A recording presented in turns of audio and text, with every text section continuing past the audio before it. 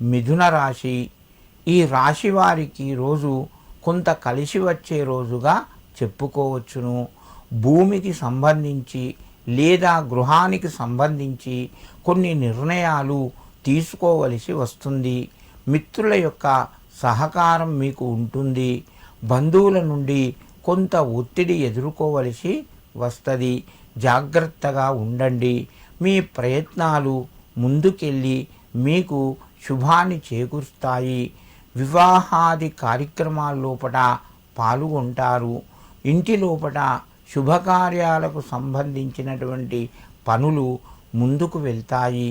మిథున రాశి వారు ఈరోజు ముఖ్యంగా గురుని సూర్య ఆదిత్యాయ ఓం అని చెప్పి అనుకోండి, లేదా సూర్యాయ నమః అని చెప్పి 7 సార్లు చదువుకొని సూర్యునికి నమస్కరించి మీ పనులు ప్రారంభించండి.